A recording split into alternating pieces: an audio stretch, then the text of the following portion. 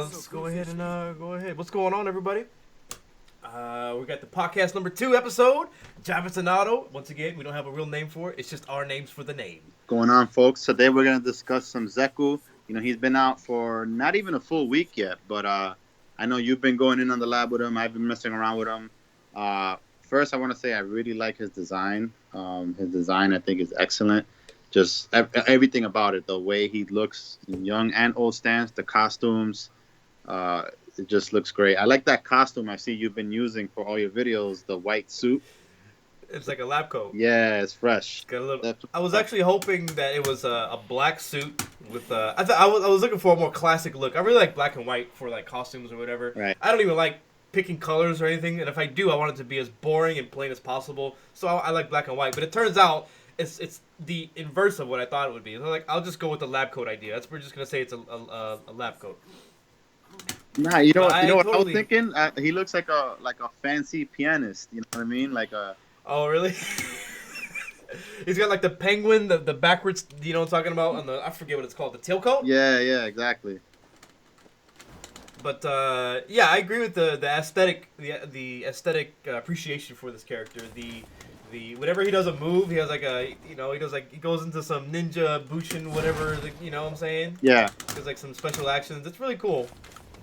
And I agree with the character design. I think he's well made. Again, with the theme of Capcom's DLC content, I think they've been doing a pretty good job with their recent releases. Even in MBCI, I think Monster Hunter is really cool. Yeah. As far as, I mean, I guess we can talk about, I don't know. Do you want to go with the more character discussion about like the aesthetics of it, or do you want to just go and dive into how the character works? The function. I guess I'll just dive into everything what I feel about him so far, and where I think he might be going, and like overall where he stands right now. In my opinion, I'm not the authority on Zeku, just my opinion of where he. Yeah, I don't think anybody is at this point. Right, correct. So, I do think that if I'm gonna compare between old and young Zeku, I feel like old Zeku is overall a more well-rounded character in the terms that there's a lot of matchups where I feel like you don't even need to switch to young mode. Like he can zone from far range, and he's not terrible up close. He is pretty good up close. He has damage. He has crush counter punishes that do above 300 damage, which is actually one of my requirements. Well, one of the things that I have in a checklist of like things that top tier characters all share in common, and that's having above a meterless 300 plus crush counter combo, and he has that in both stances. So that doesn't mean he's automatically top tier, but that's a big plus. Maybe we can demonstrate that too. What that is, what those punishes are. Since I'm here, I feel like it's a good thing to express what we have here. So with old Zeku, I'm assuming you're gonna start with standing roundhouse. Yeah, standing roundhouse, walk up, crouching, fierce, into medium kick, techie, and then medium Koku. 329. Yeah, 329. And then from young Zeku, I think it has to be crouching fierce. And I know from a distance you want to dash up and do this, but from up close you can do walk up, crouching hard punch, right? This is more challenging to do, but the easier one to do would be standing medium punch. Yeah. Target combo. 293. So if you got the crouching medium punch, it would do more than 300. Yeah, he does 320 if you do the crouching medium punch. But he also, if you want to keep it simple, you can just do counter hit standing heavy kick into target combo. Oh, right. Yeah, that does above 300 also. 305. Yeah. And it also goes into his V skill, which I think is really valuable. Because that gives you a good knockdown with the old Zeku, and it also gives you V trigger. Right, so he's not lacking in crush counter punishes for DPs up close. He also, another good thing about young Zeku, well, I'll get to young Zeku later. I'm still on old Zeku. So old Zeku, he can zone. He has a real anti-air with heavy bond, boosting bond. His normals are okay. He has some pretty decent normals, and he has the damage. So, and EX boost and flip, I think, is a very, very good move because it's projectile invincible on frame one. You could do some ambiguous stuff in the corner with it. It's very You plus. can you can control his direction with it as well. Yeah. And, The and So the standing hard punch is something I want to point out now that we're on the subject of the EX boost and flip. The standing hard punch. Let me get my slides here. The standing hard punch looks to me like it generates the most block stun. yeah. So I think this is totally fine to do the boost and flip off of. It's not always the number one choice. There are answers to it. In fact, against me using Zeku myself, I can just jump back jab if I see it. But there's other options. You can do the transformation, or you can do EX Koku. Right. But what I want to point out is that when you're standing hard punch crush counters and you do the boost and flip, and they normal recover, you can determine which side you want to land on to get a meaty standing medium punch. So that's really hard to see against their normal recovery. Oh, wow. And obviously you have advantage on their back recovery for this. Really cool. I never experimented with that. That's really cool. Yep. And again, you're doing this because this is good on block as well. Right. This is the most frame advantage, I think. Well, the most frame advantage you'll have with this kind of thing. Yeah. It's like +6, I believe. I mean, yeah, but I mean, like, as in, you're canceling off a move. So if I do something off, like, standing medium punch, the best example would be if I do crouching jab into the... There's so much more space between that if I do standing hard punch into this. Oh, right. Yes. The character is stuck. Yeah, they're stuck there taking the block stun for much longer. Yeah, I agree. So he has the EX boost and flip. He could get out of pressure with that too. Like if you turn on the recording to Laura to do standing fierce into EX clap, you could EX boost and flip out of that, and he can't get a punish. Oh. But he could get up and take his turn back, so he can elbow her, and then she has to block it. She can't anti-air him at that point. And okay. yeah, so he has like some interesting utility with that move. Like it's a very multi-purpose move. And I see a lot of potential in it. It could actually be really nutty, and it could probably start some of his set play. I think it'll cover up some of the holes that people see in his zoning and his almost. He has frame traps, but they're not exactly amazing, impressive. I think those are reserved for the young Zeku. Right. But I think using the boost and flip is what's going to replace. Using it intelligently it's what's going to replace that perhaps lack of tools. I don't think it's a real lack of tools, but I think it's going to enhance what he does have and maybe change some perceptions. Right. You know, I saw Valle using the boost and flip to bait against a Guile player. He would use a light one and then use the cross up to kind of cancel his trajectory and move backwards. So if Guile would do a flash kick, he would lift and then he could punch him on the way down. I thought that was pretty unique. Yeah, that's pretty cool actually. So yeah, old Zeku seems pretty well rounded. You know, he has anti-airs, he has damage, he has real reversal, and you know those are kind of like properties that kind of work well with each other. Like if you're zoning on the ground, you're gonna make them jump. You anti-air. If they do get a jump in on you, you do have the option of reversal.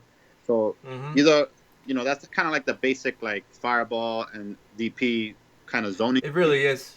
But then he also has, he does have some decent frame traps, like because you know, like there's two categories of frame trapping, like characters that can frame trap versus 3-framers and characters that can't. Normally, he can't easily frame trap versus 3-framers unless he starts with a standing medium punch or a meaty standing light kick. But it's really tough. I mean, well, I'll get to what I'm. So it's a little bit more situational, but it's not like he can't frame trap. He can. It's just more situational. They suck. Some of them are really, really bad. Against Laura and her standing jab, it gives them huge problems. So I can give you an example. So you have to do something like, for a hit confirm and something you can counter off of. Crouching jab and the standing medium punch doesn't work. I should put this on 3 frames. This is not going to work out. So I had to do something like standing jab to frame trap them. But then, since that pushes her hurt box back, this will whiff. The second jab will whiff here. So what I have to do is use 2 crouching jabs, which are chained. So I have to delay that in the right time and then use standing jab, just a frame trapper for that 3-frame. Yeah, it's really whack. And then also on wake up, if she's matching jab, if I do this target combo, it's not gonna work. Actually, I can probably do it here. You could do wake up jab.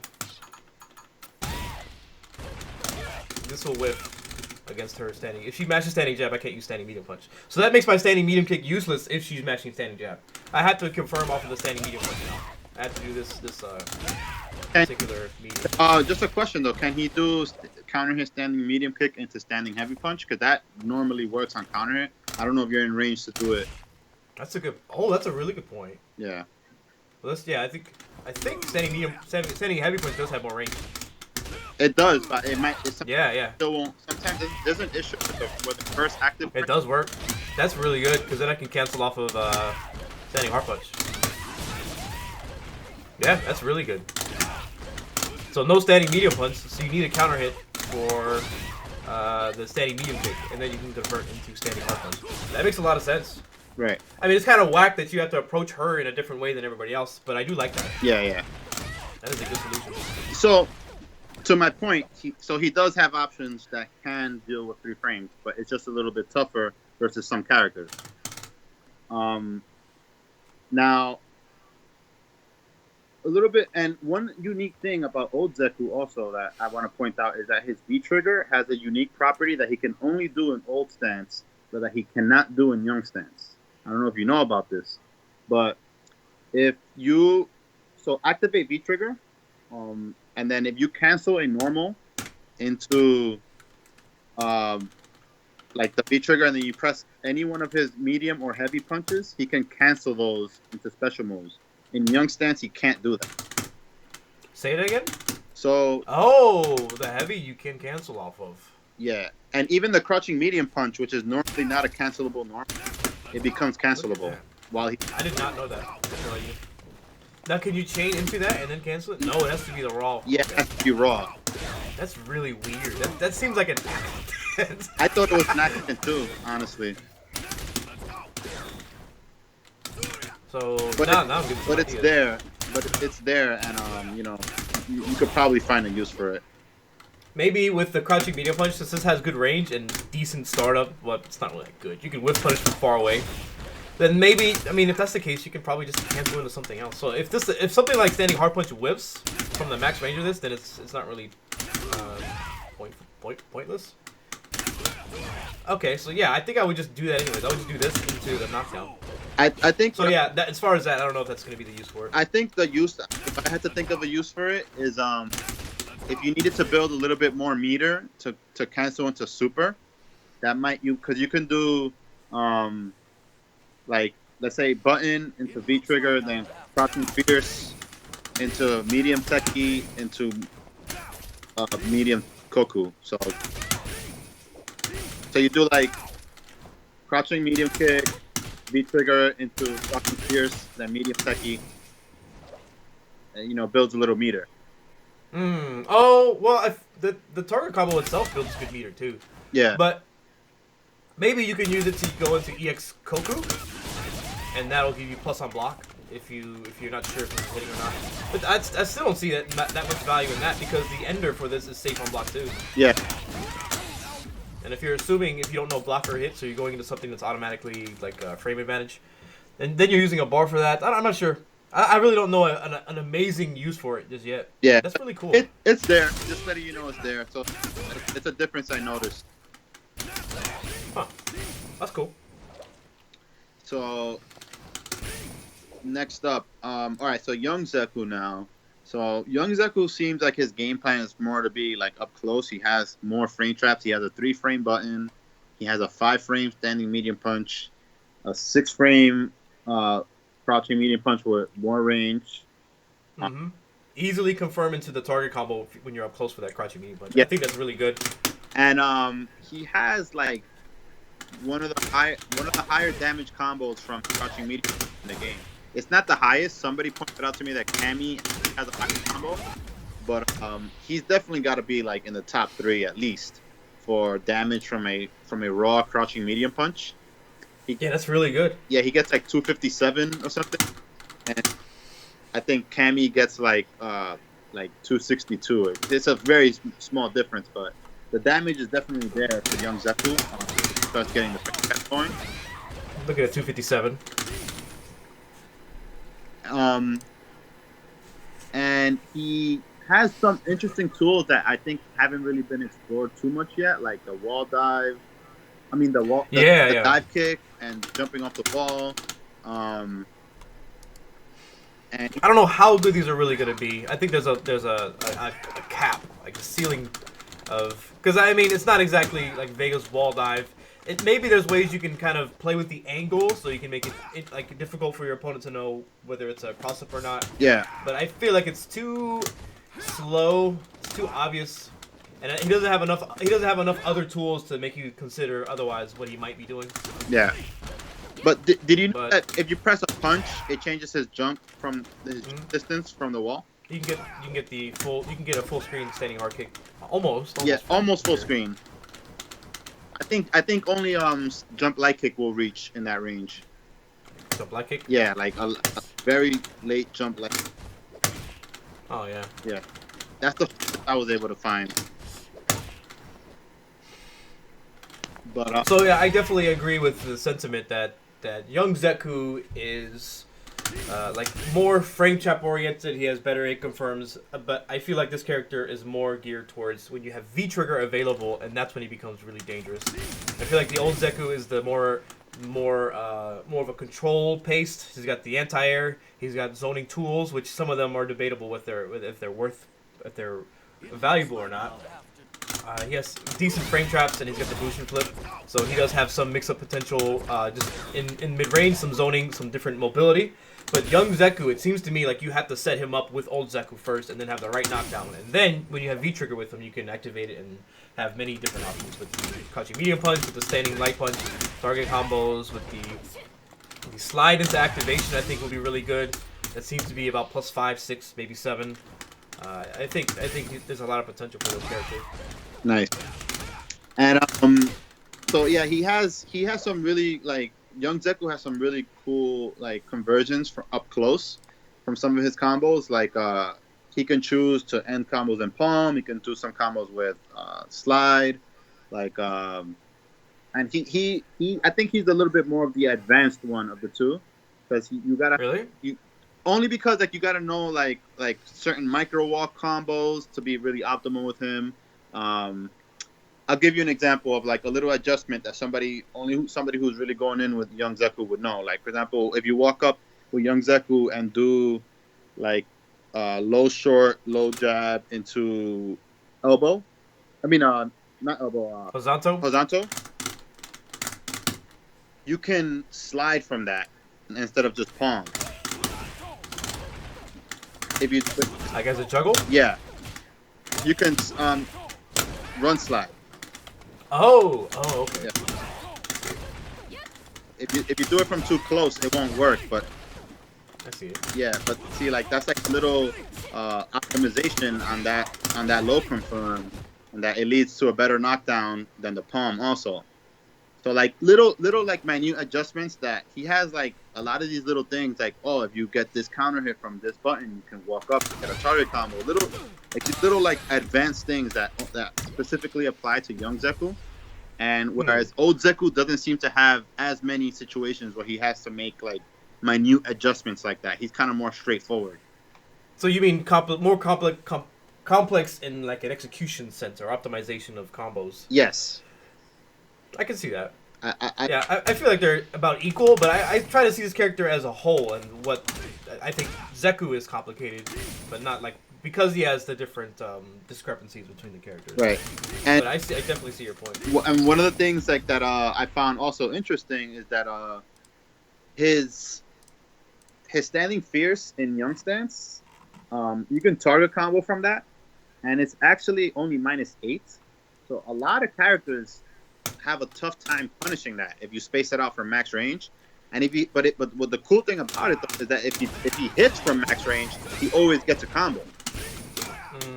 Not always. You mean there are some ranges where I've seen the V skill with, but maybe there's something else that's Slide that slide will always work. Oh, okay. Run slide.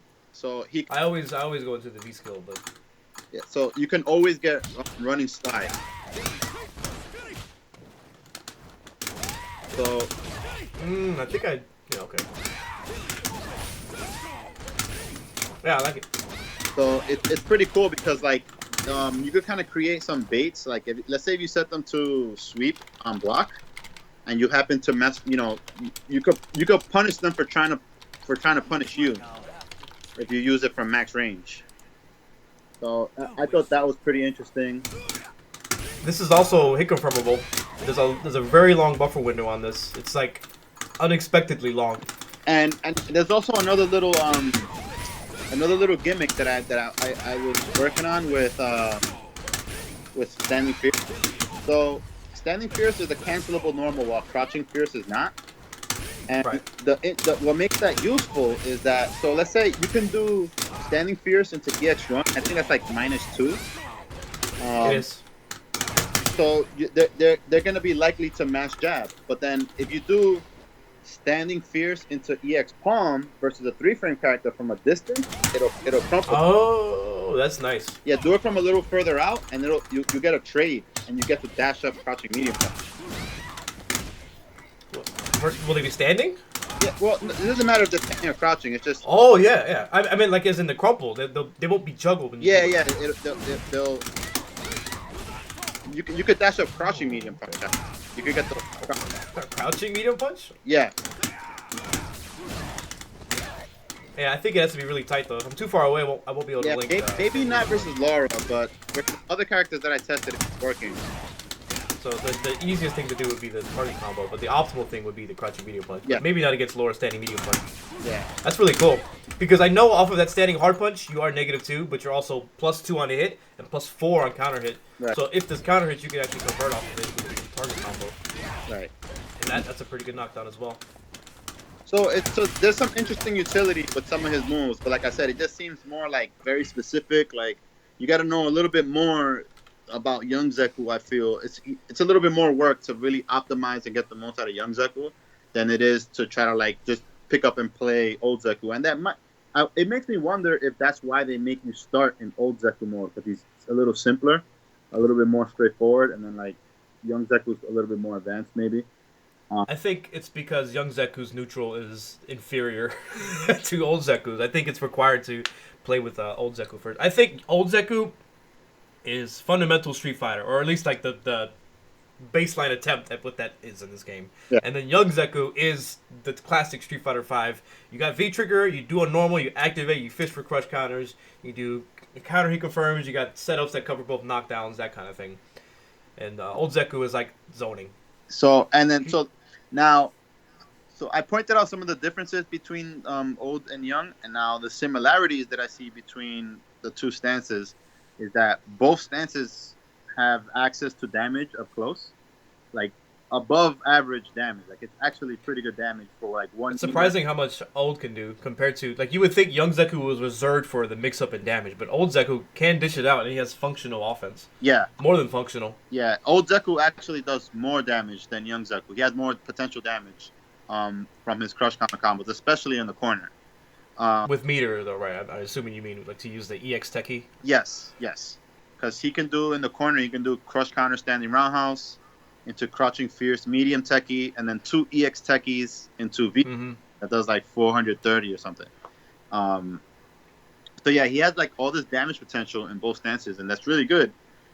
But now onto a similarity that they both have that is not so good is it's a problem with the ranges and the startups of their normals, in my opinion. So if you look at some of the way the ranges of his normals are structured, usually like in most cases some characters will have like a 3-frame option that doesn't have a lot of range, and then like a 4-frame option that has a little bit more range, maybe like a 5 or 6-frame option that has a little bit more range, and it kind of usually progresses in that way, like the slower the startup, a little bit more range or something, but it kind of flows in that style. Now for Zeku, it kind of skips from like your 3 and 4-frame options to like 7 and 8-frame options that are not even cancelable.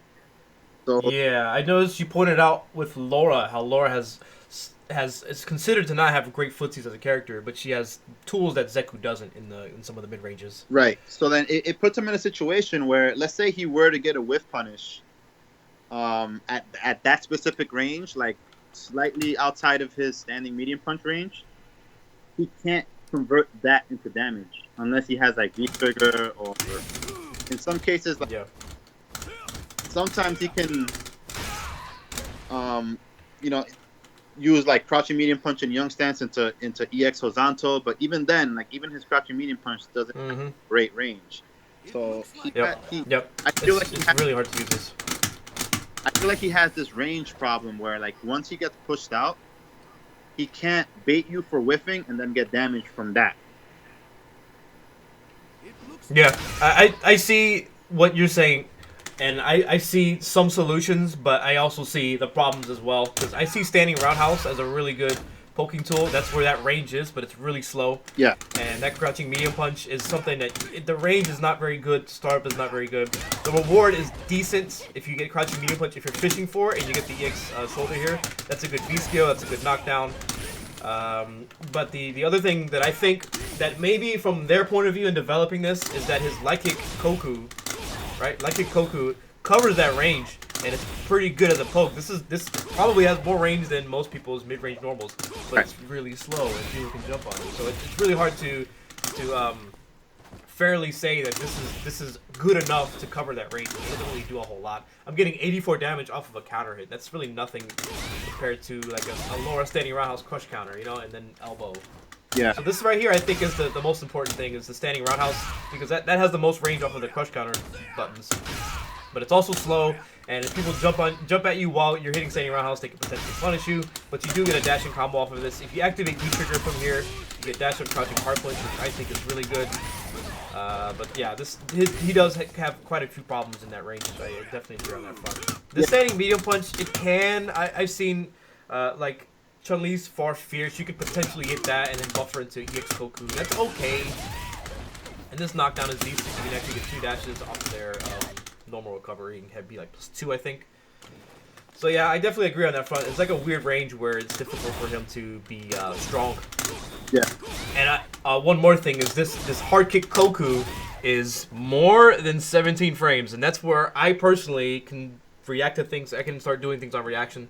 So that means it's something that I can jump over on reaction. If I see him in this animation, I can jump over him. If I'm looking for it, I can jump over him and punish him for it. So that makes me lean more towards this is a tool versus characters with heavy zoning to nullify their fireballs and punish them. But there's so much risk associated with it. The hard kick Koku. Yeah. Oh, and one more thing is the DP, I think, is really interesting. And this might lead towards other phases. Like you've mentioned before, this might be a Season 3 character. So his DP is more... There's two kinds of... There's actually many ways to anti-air. But if I DP early... If I DP late with the Roundhouse Koku, that's fine. That has invincibility. But if I DP really early, then I get more reward for it. I can actually link a medium kick Koku from here. And I think that's the most consistent thing to do. You give it one more shot, it's like I'm making a YouTube video right now. I did 3 shots of a YouTube video yesterday, and I wasn't satisfied with the last one, so I just dumped it. But from here, you can get a medium kick if you do it early enough. And you can do other things as well. But the point I'm trying to make is that you can get more reward for earlier anti-airs. If you anti-air better, you get more out of it, which is hard to find in many cases for this game. You see like standing light punch and some DPs, but you don't see like truly damaging anti-airs. Yeah. So I thought that was pretty interesting too, that his DPs work like that. I thought that was actually really cool. And he has some interesting properties that I don't know. I'm not gonna say this is a Season 3 thing, but just with his DPs in general, they have like a lingering projectile hitbox that happens after he rises. Mm-hmm. And I've seen that nullify fireballs. I've seen it just hit really late in strange situations. So he definitely has a lot under the hood that's like, good for somebody that wants to explore, interesting character. There's definitely a lot there to work with and play around with. I like that term, under the hood. Like, there's a lot to be discovered. Yeah. I do feel like a lot of people underestimate time, like just waiting to see what happens, because when people become more comfortable with the character, it's not just tech building, it's levels of comfort and being able to perform with it, and then getting more ideas and expanding off of it. So there's a lot to be said about that under the hood statement. Yeah, like I actually took your idea of doing the 2 DPs, because I saw your video. and then I applied that to the corner. I'm like, oh, maybe I can do that if I whiff a throw and they jump. And I actually found something with that in the corner. So like, let's say you go for a tick throw and they happen to hold up back. He can Mm. do a medium DP into any other DP of his choice. He could do, Mm. and it does really good damage. Like I think it does like over Yeah, 300 damage. I've seen quite a few things with the that lingering almost projectile-ish portion of the DP Yeah, being able to combo from that. There's a lot of things you can do. I mean, in the corner you can get more EX techies and then combo off of that. yeah. Speaking on the little hints that suggest that he might be a season, like he was designed for season 3. It Mm-hmm. was just so amazing to me because it reminded me of the discussion we had last week where we were talking about like some of these normals are recovering too fast relative to how long they are Yep, and the and exactly. their startup. So for all of his heavy normals, specifically on whiff, they're flagged to have 5 frames of additional recovery. So what that means is that he has additional risk for fishing for potential crush counters or his highest priority normal. Yep. So that suggests to me that this might be something that they're gonna experiment with now to maybe make it as a change across the board. For You know, according to the Capcom website, it's for his young, but not for his old. There's no comments at least for that. But the young form, that's where it has increased 5 frames of recovery on whiff. right, right, And this also is going to change frame kills. If they do this for other characters and we're using heavier attacks, which I don't think you often see, if we're using heavier attacks for frame kills, it's going to change it completely because now it's going to be a 5 more frame move. right, and Total animation frame. and then That's really weird. so another change with Young Zeku that seems like a potential season 3 or arcade edition change is in Young Zeku, his back roll has an additional 5 frames of recovery. So it's a 10 frame difference between Mm-hmm. quick rise and back roll, which is another thing that we were talking about last week. That the difference of quick rise and back roll was too short, so you would be getting punished for trying to do a meaty jab and things like that. Now Yeah. they're changing it in such a way that you have to do you kind of have to commit to punish one of them, and it just changes so many things on setups and how Oki works. Yeah. And I'm not sure if I like it. I'm not sure if I like that specifically. I think there's just a part of the system that they're trying to address, and maybe this is just a Zeku specifically thing that they're just experimenting with. Because again, this is exactly what we talked about with the last podcast with increasing the knockdown frames. I think it could be potentially worse for young Zeku if people find the right setups for it because they have more time to beat both knockdowns. When they don't know about it, sure, then they're gonna mistime their meaty and then you can punish them. But once people start to, maybe if they need a reason to it, once they start understanding how to meaty the back recovery for young Zeku, then I think it'll be even worse because of that time frame.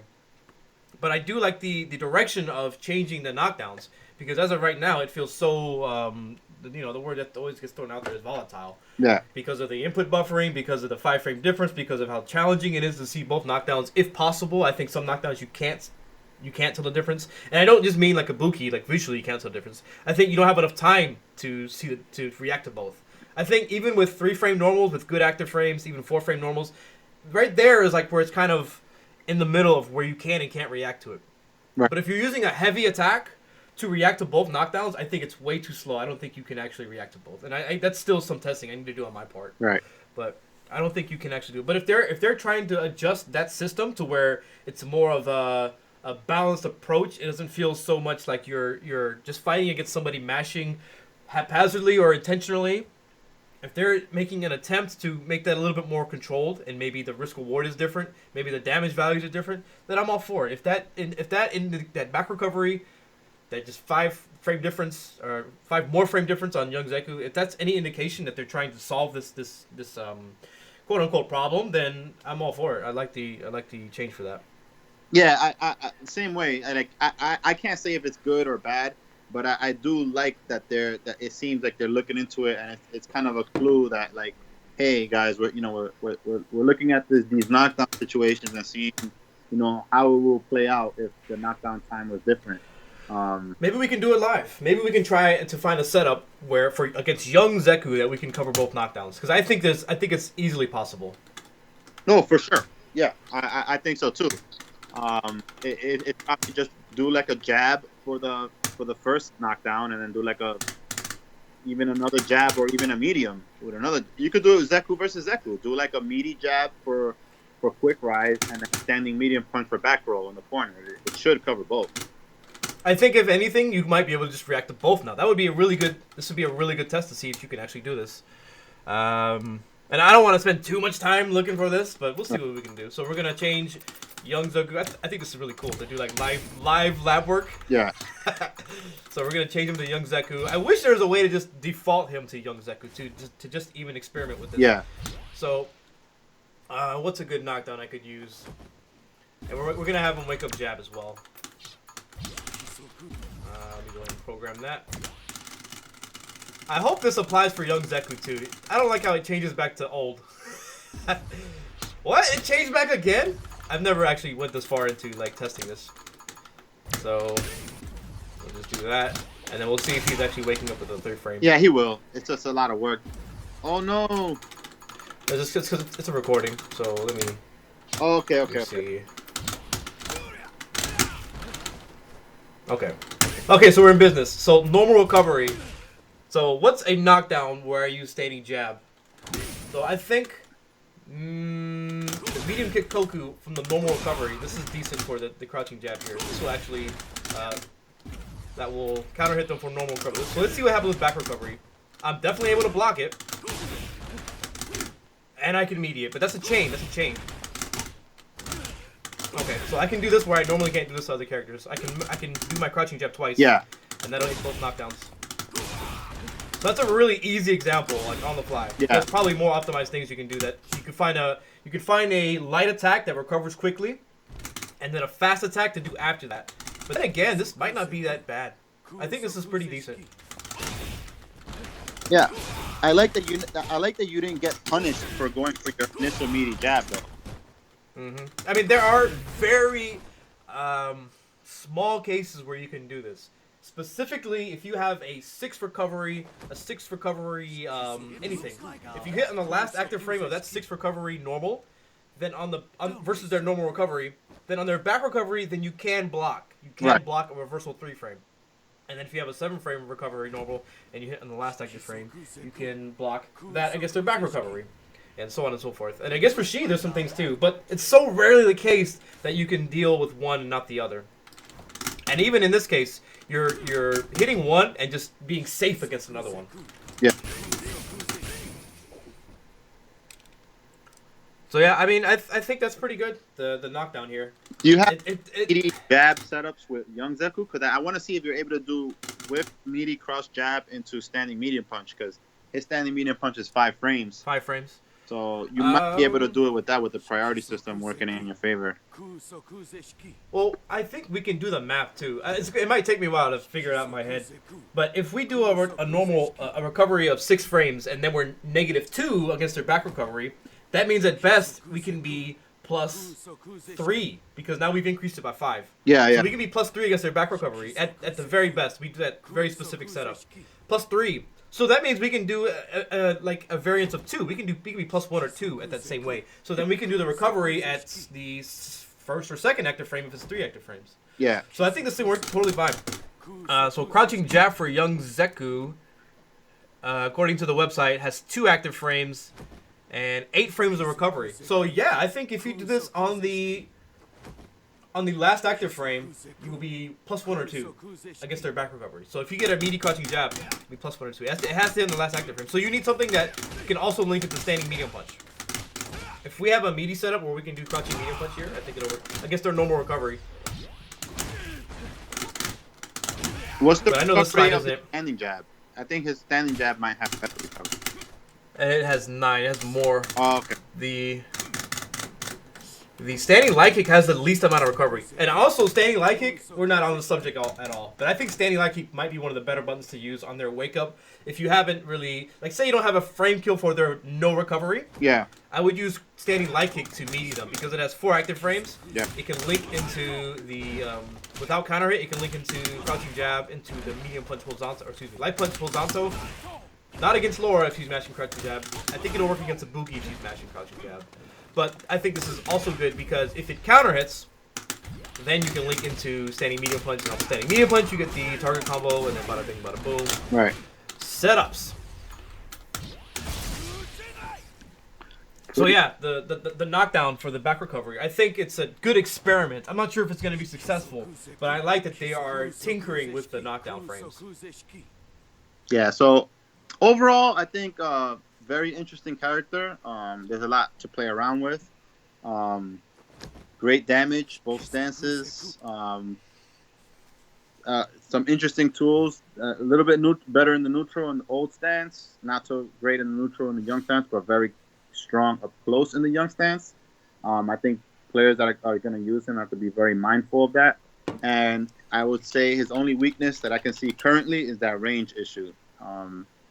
If that is addressed, I think he's a completely fully well-rounded character that doesn't need much. If they I thought we would disagree a lot more. I was kind of hoping we would disagree vastly on this character, but it seems like we have the same point of view. Right. But I mean, what else really is there to discuss? Do you feel like that this? I feel like there's a lot more to discuss with Zeku, but what comes to mind immediately is the tinkering with the whiff recovery normals and the knockdown. Do you think that is a clear indication that they will do the same thing with the other cast members from season 1, season 2? Do you think this is going to change? They're really attempting to change the way this game is played. I do think so. Yes, I do not think that this is a young Zeku specific thing that they're doing. I think that this is like they just given us a hint at season 3 or AE, because let's say since he was released so late in the year, and you're gonna learn him close to when the next version is getting released, they probably don't want him to be that different in the new version. Like, let's say you start learning him now, and then all of a sudden a month later he has, 5 frame recovery and stuff. So they don't want to change that for the existing characters right now. But then once AE comes, then they'll be like, all right, that's it. You guys had all your fun. Now you get 5 frame recovery on all your crush counters. I feel like the same thing happened with Colleen. Yeah. Where she saw very, very few changes because they did the 2.5 update where I forgot what that really was. I think that was where they changed the DPs to where they have like throw-in vulnerability, that kind of thing. Yeah. But as far as like other changes, just like standard changes to characters, they didn't do anything to Colleen as far as I saw. Right. They didn't do anything, and she just came out. So I think that is a fair assessment that old Zeku will not see a lot of changes, and then they'll change up to him. So in a way, it's like he's almost guaranteed to be a better character. Almost. Yeah. Almost. So if that means something like they're going to adjust the hurt boxes so they're pushed forward a little bit, they're going to make more heavier normals, which crush counter, more recovery, so they're easier to whiff punish, then that means old Zeku will have more whiff punishing opportunities with something like his standing hard kick, his standing hard punch, maybe even his standing medium kick. So these are going to be whiff punishing tools if they adjust other characters too. And then we also saw some more indication with Urian's headbutt. They've been messing around with Urian's frame data. Like, I don't know, it's been so weird. Yeah. The headbutt changed on block, I think, and then they changed it on whiff. So maybe they're going to change more invincible moves like that too. Yeah. So, very, very interesting stuff they're doing with this character right now. But I like it. I like him so far. I hope the changes work well for him for Arcade Edition. The overall system changes, because that's the thing too, that we don't know. Let's assume that he was designed for Arcade Edition. So a lot of the way his moves are gonna function right now, and even his anti-air options, he might be dealing with different jump-ins, different hurt boxes, different. There's a lot of things that are going to be very different. So, he's interesting so far. I like him. I agree, but I don't think it's changed in terms. This is more of a broader statement, but I don't think it's really changed in terms of his complexity. Maybe it's just me, but I feel like it's been about a week. In the next week, I'll have this character. I feel like I've already figured out the meat and potatoes for this character. I Right. think I know how to play this character, and that's not really disappointing, but it's like expected. I want to be surprised in like the complexity for this game, and it's not really there. I don't think I can really expect it to be there. Right. But he is difficult to play.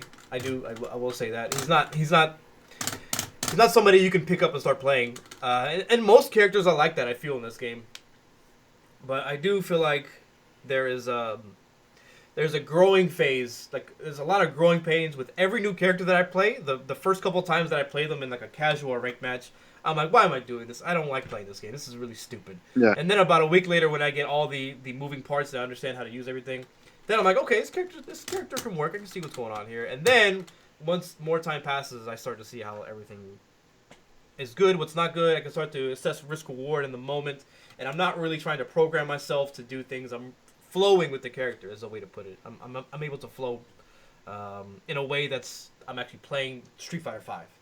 Right. Yeah, and it's very important. If a character enables you to do that, to find flow, that's actually something that Damdai, um, me and Damdai used to talk a lot. And one of the issues that he had with Street Fighter Five compared to, let's say, Super Turbo, is that Zen mode. yeah, he kind of described it as like flow, like when he's playing ST, like everything just kind of flows together. He's not really having to think too much. Things are just kind of fall into place. And he felt like Street Fighter Five was like too rigid, and just the risk reward was just too crazy. Like you can't find flow in an environment where it's just so like erratic, I guess you can say. So Yeah, and then this gets into the field of seemingly pretentious opinions. You know, yeah, where you okay, I'm gonna make a statement, right? I remember a time when it was a big deal to beat Justin Wong, and now it's like whatever. You know what I'm right, saying? But if you say that, it makes you sound like, well, maybe people have just gotten better. Well, that's also true. I think everyone has gotten better at playing fighting games, and the game has gotten easier. right, Why can't it be both? I think people get offended by that too quickly. yeah, But there's definitely a statement to. And maybe we're getting into more of the gameplay mechanics. yeah. Um, No, I but I absolutely. think there's a statement It to. can be both. There's nothing wrong with believing that it's both. You know, it's players did get better. There's a lot more resources available now. Um, people are sharing information a lot more. People being, I think, Mm-hmm. attempting to be more optimal than I guess they were in older times. Not that back then that people weren't optimal, but that's like a real focus now. Oh yeah, for sure. And I thought you said especially with guys, optimistic. I was like, I don't know about that. and especially guys like you and I helping out, posting out all these, videos and showing tricks and stuff, that it just like the level of the game kind of elevates to a much quicker than before. So Yeah, um, before, where someone like Justin, who has just like this raw natural ability that he could easily shine over the rest, now it's like you got some of these guys that are the grinders, and they put in that work, and they can now compete with someone like him. So it's yeah, and it's because they put in the work, but then also you can't deny like facts, like reversal windows got easier in every game. yep, Risk reward is like very different in the newer yep. than it is in the older games. So it is a little bit of both. It's you can't say one without considering the other. I wonder if we have made an environment conducive to like. I kind of think we have made games that encourage more people to play them, and having more people play them is what can create more better players. Because before it was an arcade. If you didn't have an arcade, there's no way you're gonna be better than somebody who's in an arcade like Chinatown Fair and always playing. There's no way. Right. So then we started introducing online play. So now we just have more people playing. So that might have already naturally made more better players. Right. But then we made the games easier, and then now we have even more players. And then we make games that are like almost as if they're simulating online play because they're dealing with the input buffering. It makes it easier to do moves. They giving you the input the input delay, so you have a game that lags offline. So it's almost like now we're in that simulated online environment, but playing offline. So we're making our strategies based on that off of that. So I would have thought that it would have we have more players, so you can make the game just as difficult. But then again, if we made it difficult, will we have as many players? So I think there's a bit of a catch-22 with the Right. with the way the at least Street Fighter, at least the way they're designing their games. Yeah. I mean, can you really if the games were harder and nobody were playing it, is that defeating the purpose? What would you rather have? Um. Personally, I'll say, personally, I might sound like snobbish saying this, but this is my personal view on that idea of making games more accessible per se, right? I feel It always gets to this subject. yeah, and I don't want to digress too much, but I don't think older games were that hard to learn. Therefore, they didn't need to be made easier. Is my opinion. Like we didn't like, for example, players from, let's say, our generation didn't have some. We don't have like some extra ability or extra intelligence that made us more capable of learning more difficult moves, and we played them. So I didn't see why there was this thought that making it easier is going to make more people play. Like, I just never saw that side of like where people saying like, oh, fighting games are too hard. I'm not. That's why I don't play them. I think other games came out like Call of Duty, first-person shooters, all these other genres came out and rose up. That's where it drove players away from fighting games. But I don't think it was necessarily that fighting games were too difficult to play. You understand what I'm saying? Like, You know what I think is. You know what I think would be a great solution for Capcom? If they made the game, if they're trying to introduce more people to play it and get more casual people to have a bigger viewership and a bigger player base, give the casual audience casual content when the game comes out. That was non-existent when this game came out. It's so important to keep that person interested. Give them something to play with. Give them like a mode to level up your character's attacks or something. Give them something to actually engage, because you were forced to play for costumes, to play online in a setting that you can't really play online with. So the release of this game was so detrimental for the people that they're really trying to bring into the game. right. And So the you can survival make mode the was a game. disaster too. You could make the game difficult to play, but have it something fun and enjoyable for people who are not going to learn how to play the game anyways. Give it something for them to maintain their interest. Right. Yeah, the casuals have survival. Do you want to do questions, or is there anything else you want to... I feel like we're kind of venting and getting things off our chest at the moment. But if there's anything more about Zeku you want to discuss, I think that'll be a good time to do it, unless you want to go right into questions. Yeah, I think I'm ready for some questions. I can't see the chat right now because I'm on my phone, but you could shoot me off some questions. Let me know. I'll answer if anybody has a question for me or for us. Yeah, sure thing. Yep, no problem. I guess while we wait for questions, maybe Capcom or Canada Cup. Do you have anything you want to say about the results, or how you feel about? I thought it was really cool that this guy Timo, the Marvel player, he won the Battle for the Stones. Yeah. He showed really clean play. He had the HSD glitches down. He just showed like he came ready to play. He had all the tech, all the combos, very optimal. And he was playing against really tough competition. It was all the kills there. You know, you had He did not win by accident. yeah, not at all. He had Justin there, F Champ, Clockwork. I mean, you can't say there's been a more stacked tournament than that one in Marvel vs. Capcom Infinite so far. That has to be the most stacked tournament so far for this game, where everybody was there. You had Ray, Clockwork, like I said, F Champ, Justin. Who else? Richard Wynn. I mean, he got second place. So yeah, everybody was there. Like, there was no one missing, and he won. And he won. You know, he did come from losers and won, but like the way he won was like pretty convincing. Like, it looked clean, man. It didn't look like he was getting sloppy mistakes or you know, it just looked like a very dominant performance. So let me ask you, before we get into questions, I want to ask you one thing, and it's gonna sound like I'm cherry picking or I'm being negative. Maybe, I don't know. But what do you think about the viewership count for Canada Cup for Street Fighter V MCI? What do you think about the viewership count? I don't know those numbers. So what was it? I don't remember, but I feel like I remember Canada Cup being very high, much higher in Street Fighter 4, like the 895 days. Right. I don't remember the exact numbers, but I think around 20,000 Marvel got to. Maybe Street Fighter 5 was around the same, but I was not impressed. Maybe I just have a confirmation bias. That's totally lot. That's I can see that too. Right. But I would really like to compare the numbers between then and now. 20 to 25K for both, according to Nino is King. I can't remember. There was another tournament that rivaled Evo in terms of breaking that 100,000 mark. Yeah. But I'm not sure if it was Canada Cup or not. But I remember that was definitely a thing. That more than Evo, something else besides Evo got 100,000. Yeah. Well, I'll speak a little bit on that though. Just in general, like just because that could even relate to like the number of entrants, at Evo last year and this year for Street Fighter, and just the overall interest in Street Fighter has gone a little bit down.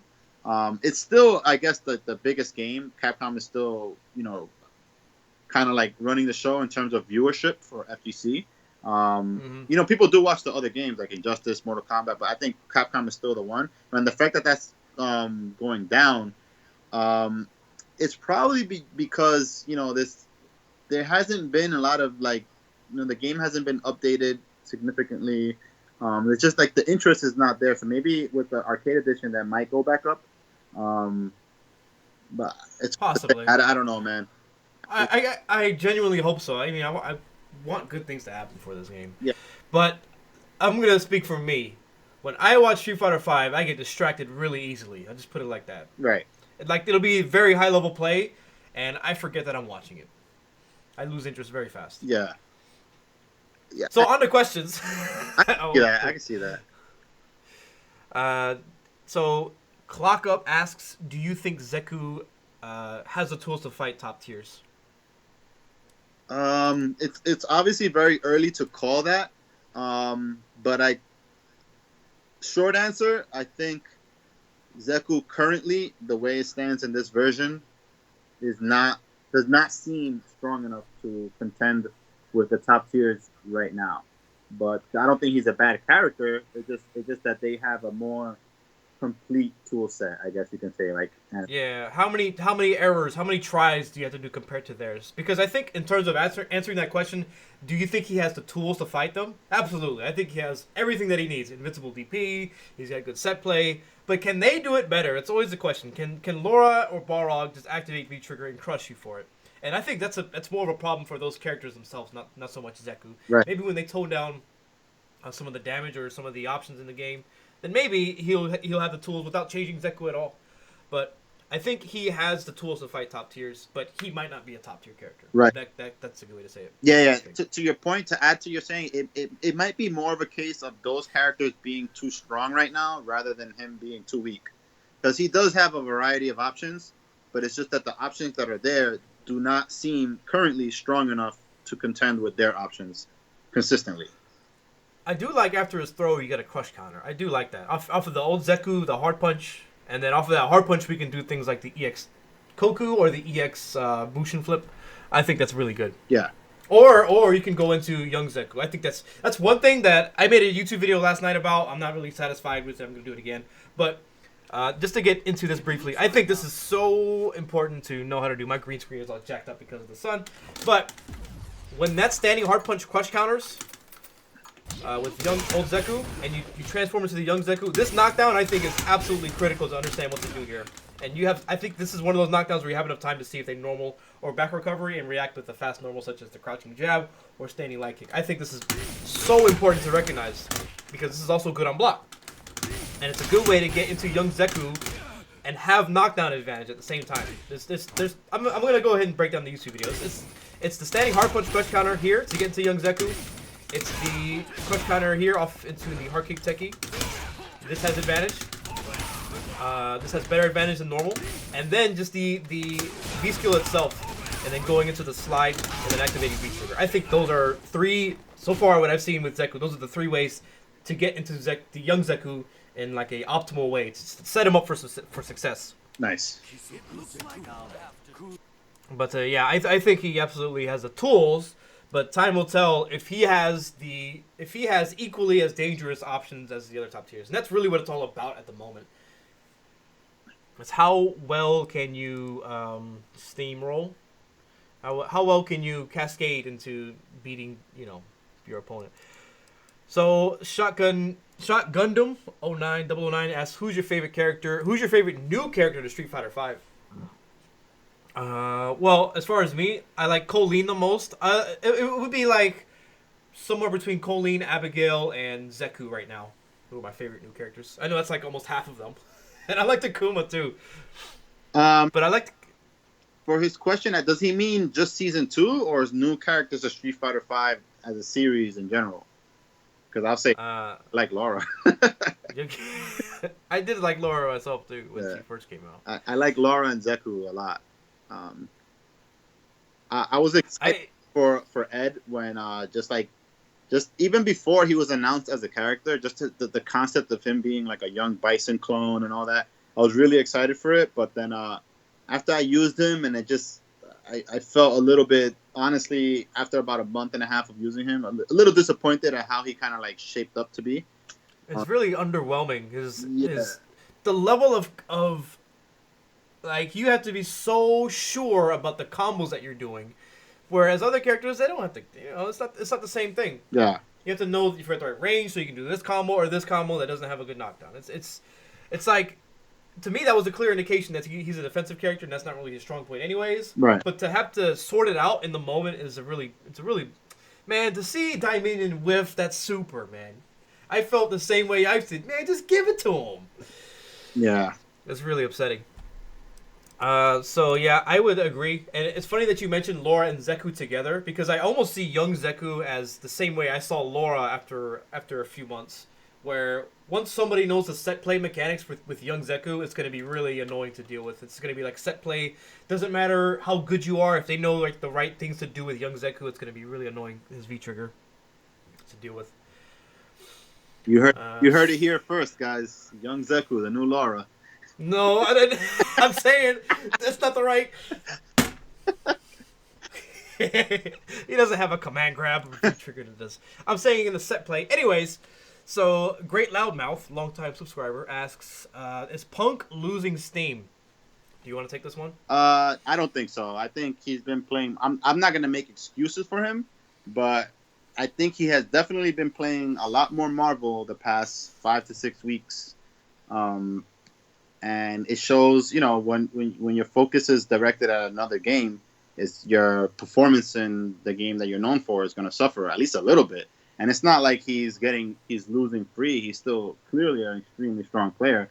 It's just, if you're not actively playing a certain game as much as somebody else, there's just going to be some little small, minute situations that, you might not perform to your best at. And I think if he directs his focus to just Street Fighter, at least for the remainder of the year, he's still going to be definitely probably the biggest threat to take Capcom Cup, other than Tokido. He's still up there. Yeah. I think when you have consistent dominating performances, when somebody sees like a small, like, okay, he didn't do that here, here, and here, he sucks. He's no longer the best in the world. Yeah. But, I mean, I don't think that's the case at all. I agree with you that he's playing Marvel, he's playing other games. I don't think he's as concerned with doing well in Street Fighter V. He's already established his dominance. He's made a good name for himself. I'm not saying he's resting on his laurels or anything, but I don't think this is the case, but it's possible he could be reserving himself and not really trying too hard. And then when Capcom Cup comes around, he's going to turn it up. He's going to start really playing and focusing all of his time into being at his most prime, like his best form possible. So I don't think Punk's going anywhere. I don't think he's lost his steam.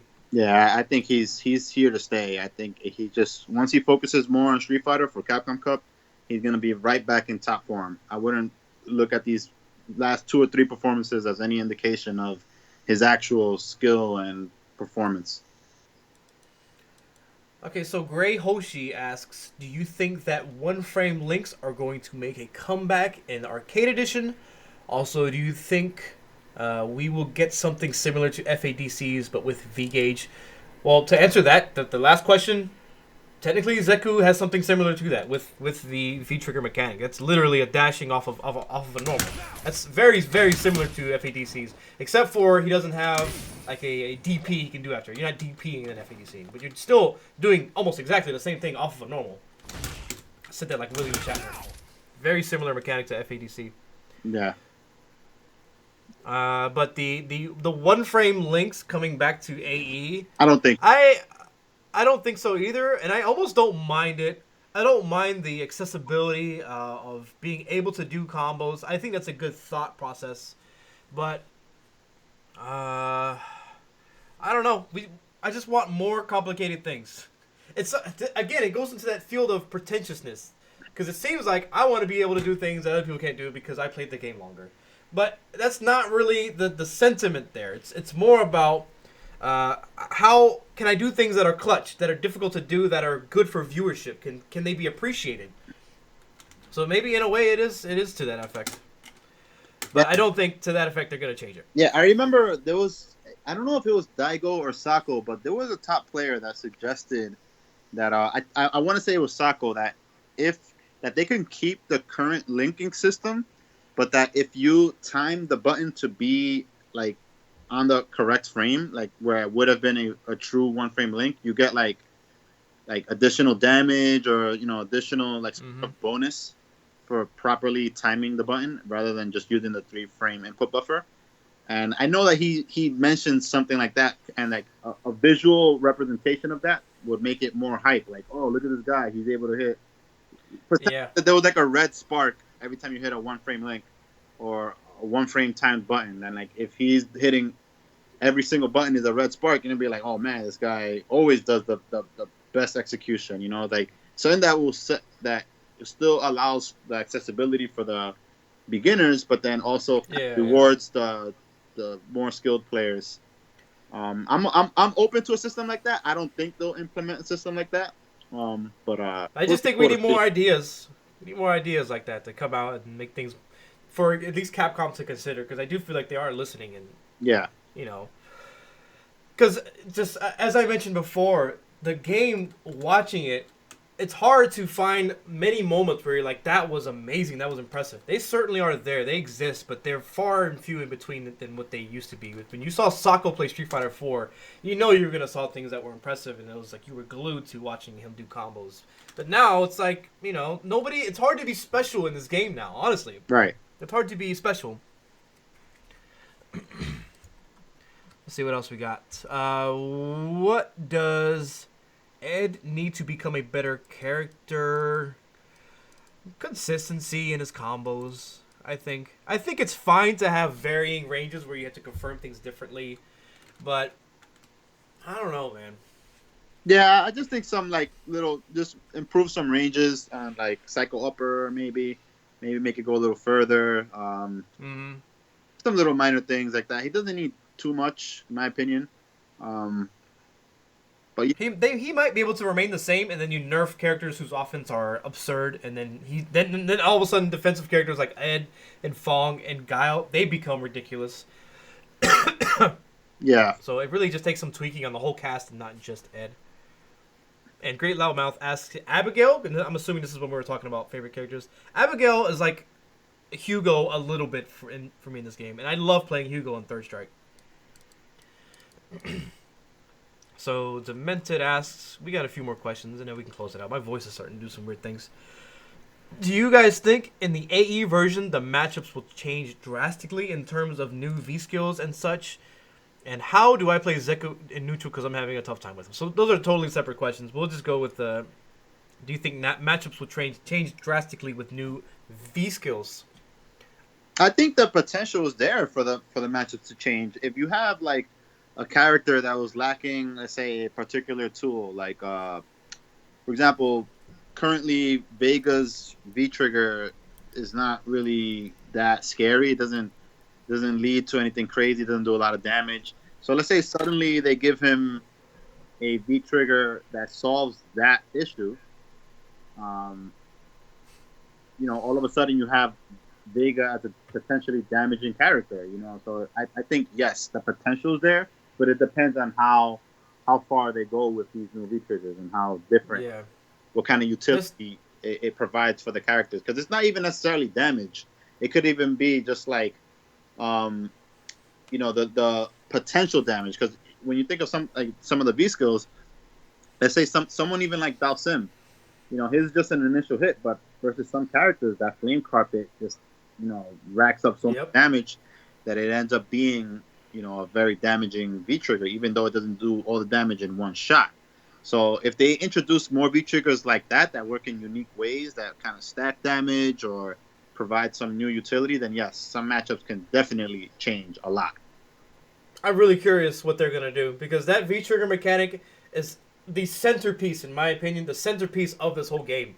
There's been so many times where I thought a character wasn't very good until I understood how their V trigger mechanic worked. I think Laura without V trigger is kind of whack. When she has V trigger, she's ridiculous. She's Yeah. ridiculous. Same with Balrog. Balrog is just decent. He's pretty good without it. Crazy with V trigger. Urian, no V trigger, he's just good. He's pretty solid. Once you activate Aegis, come back. You have no life. He does crouching short on wake up Aegis. All of a sudden, you could potentially lose because he activated one thing. So the V trigger mechanic is absolutely like the core of what makes a character good or not. In my opinion, I think that's the case.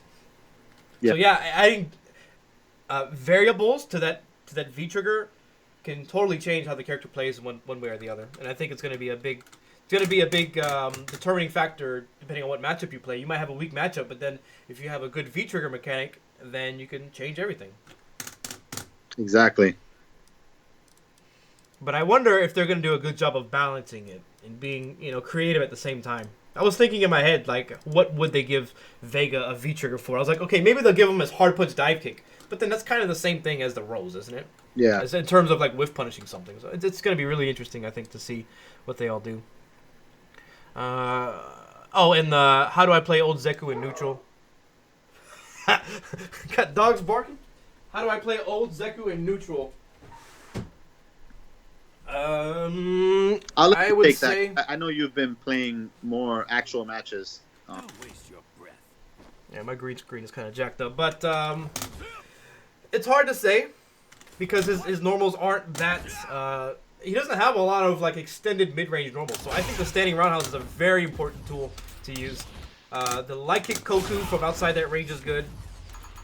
Can be good, I should say. And the medium kick Koku is where it becomes a little bit more trickier to jump this on reaction. The hard kick Koku, I'm thinking, is more for fighting against projectiles because I think this is something you can react to and just jump over, and it's very risky to do. So to that effect, I think using a standing light kick at some ranges is okay. Honestly, it's the standing roundhouse. It's fishing for the crush counter from that. The crouching fierce getting the crush counter from that. Standing fierce into the boost and flip is pretty good. And that is something I think is very valuable to do. And the standing fierce into EX Koku is very good. Standing fierce into the change forms I think is really good when you get to that range. But other than that, yeah. His neutral it's almost like Ryu in a way. You kind of have to implement in your opponent's mind to like not hit buttons at a certain range with those crush counter buttons with the Koku, and then you can do things you can get away with like dashing up, grabbing, doing the frame traps. You just have to be really cognizant of how neutral works and how neutral works in Street Fighter V, and then you can start to get away with things. That is my current assessment. So, so we're talking about one frame links, and he was like, one frame links. Not with this netcode, thank you. Yeah, that's another thing about this game. And the netcode, it is not fun to play this game online. I'll just say it. I mean, there are some people that you can learn a lot from, and I think up until about Diamond rank, it's a really good learning experience. You can learn like a lot of muscle memory and how your character like matchups. I think online is great for that. But in terms of being a reflection of how good you can be, and I think it might actually. It won't stunt growth, but you can't grow past a certain mind frame if you're only playing online, unless you start experimenting and playing offline. And the online play for this is just it makes that even worse in my opinion. So, do you think young Zeku's 5-frame delays make the game a bit more difficult on crush counters and recoveries? I'm not sure what you mean. 5-frame delays. That was a tough. That was a. He needs to elaborate on that question more if we're gonna speak on that. Would you guys want a new V mechanic, even though it's already kind of coming out? Do I want a new V mechanic? Yeah, I'm totally. I think it's good. I want more things. Same. What's this YouTube video? More things is good. Somebody posted an interview about Momochi. Maybe that was about the just frame kind of thing. Street Fighter V feels claustrophobic. Yeah, we've discussed this, not ad nauseum, but at length, about how the mid-range normals may be too short. Some of the total animation frames may be too short, and then now all of a sudden, we're having moves with more recovery on whiff frames. Not saying that it was me or you. Not saying that at all. But they're probably seeing the same things that we're seeing. Maybe. Momochi suggested the just frame meter gain. Oh, okay. It's a grown-ass man. I appreciate links being easier because I have the free time to play. I'd rather have to grind muscle memory. That said, as a spectator, it does make the game less impressive when no one can do something that you can't. Yeah. Yep. It's. I wonder if there's really more to. I wonder if there is, as you said with Zeku, if there's more in the trunk. Is that how you put it? Underneath the hood. There's more under the hood about that topic. I would reduce the current buffer to only one frame, but keep the same buffered during attacks. This way, punishes are harder, while combos are still easier. Yeah, I don't know. I wonder sometimes if it's a programming thing, if it's just too difficult for them to... Like, there's so many room for glitches when you start to adjust, when you start just messing around with the knobs for the game. If there might be potential for more glitches for that. I wonder if they're wary of making adjustments to the game where one thing has a 3-frame buffer. This, when you wake up, you have a 5-frame buffer. When you do a link, when you're blocking, if they change all of that, I wonder if that's just like a development complication. That could be the case too. Let's see. Any more questions? I think we're kind of wrapping it up here. One more. As far as Zeku, I feel like it's better to transform in and out for trickery. You want to take this one? There's still another one too. I can't say I agree with that. I want to say that maybe if you're playing in a casual environment, switching around like without any reason won't have any consequences. But I think in general, you want to try to formulate a game plan where you'll be playing mostly in one stance more than the other, and then kind of like what David said, like you're probably gonna want to be playing more in old stance, and then once you create like the right knockdown and you find an opportunity, then you switch to young stance. Go for those frame traps, get the damage, and then if you push yourself out, you need to play neutral again, switch right back to old stance. So I don't think you want to be switching willy-nilly just for the hell of it. It might not be a good idea. You need a better reason than I want to trick them. That's in like the same realm of thought, like I'm going to catch my opponent off guard. You got to be more specific with what you're doing. If you're changing into a young Zeku for a reason, like if you're trying to whiff punish something like another Zeku doing Koku, and then you want to slide punish it, then that's a great reason to change. You want to be very specific in what you're doing, not just to confuse your opponent, because it's not going to really confuse your opponent once they experience it more. It's not like it's not an everlasting strategy. You want to be very specific in what you're doing and optimizing. Let's see what else we got. Anything else? Did S-Kill know Capcom was okay when he fed Peter to the wolves? Oh, Jesus. I'll say, he said, my friend Waystab, he said, did Seth Killian know Capcom was turning to shit when he fed Peter to the wolves? I honestly have to be careful about how I talk about this. Honestly. Not because I'm involved with Capcom or anything, but because I don't know everything. I should put it that way. Yeah, that's stuff that, we don't know what's going on behind the scenes. We like, I know Seth and I know Peter, but I don't know what happened at Capcom or what they did behind the scenes during their time at Capcom. So I don't think that's something that we can really speak to. It's hard. It's hard to speculate too, because the speculation can cause more confusion. Because I think there's a problem, not just in the fighting game community. A lot of people don't know what they're talking about, or they don't know enough about what they're talking about to be as confident as they are in what they're saying. And I'm not really confident in. I mean, I've had conversations with both of them, but I don't know if I should share them or really say things in a way, because that can get misinterpreted. But we don't really know what it indicates. Combo Fiend leaving. He could be totally satisfied. He might be frustrated with how they're doing things. We don't know. That's all there is to it. He might just want to start a new thing. People often change, what they want to do in life, and it could just be that too. Maybe that was his ultimate plan. To get deep inside and know everything that we don't, and then come back and win all the tournaments. There you go.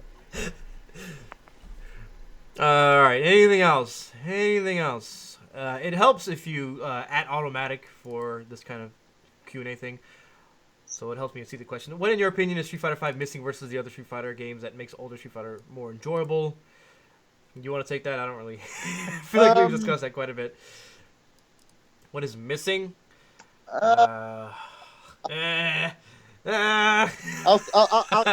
keep it simple with this one. I just think just more options. Just any kind of mechanics that let you set yourself apart from different players. Not even worse players. Just like that, where you can kind of show off more of your own style. I think might help, but I don't think the game is necessarily a bad game or an unenjoyable game. It's just maybe some of the other games are more enjoyable, I guess. They have more to offer.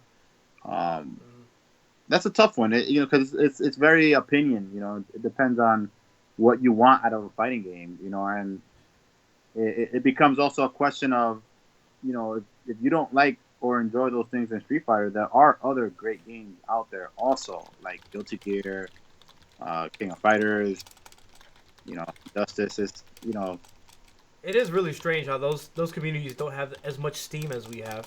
right. With the release of Street Fighter 4, that's what really exploded into the mainstream and people started watching it. And then other games started coming along, which was totally good. But I always wonder, why don't we see the same things in Guilty Gear? Well, actually, Smash is doing it better, so I really don't have a leg to stand on that front. Yeah. Smash is doing it better than we are, in my opinion.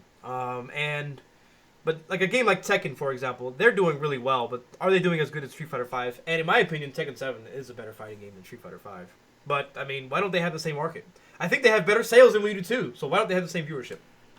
Those are good questions, I think. Yeah, that's a tough one. I don't know the answer for that, honestly. Yeah, they always put up the numbers, how they're selling well, but when you look at the stream numbers, it's not as high. Now, I'm not saying that suggests that it's less enjoyable to watch, but it's just the numbers are the numbers. I don't know why the numbers are consistently less than Street Fighter. So I think that's about it in terms of questions. Is there anything you want to discuss it for yourself, or do you want to close it out? No, I think I'll just say that with regards to what we discussed today, mainly Zeku. I said this last week too.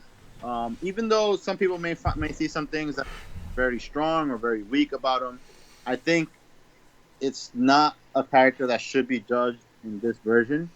I think we can just look at him and see what he has and just kind of dissect it a little bit, but don't really judge that as his place relative to the other characters, because the game entirely is going to change. And I just want everyone to be mindful of that the whole system mechanics are going to change, characters are going to be rebalanced.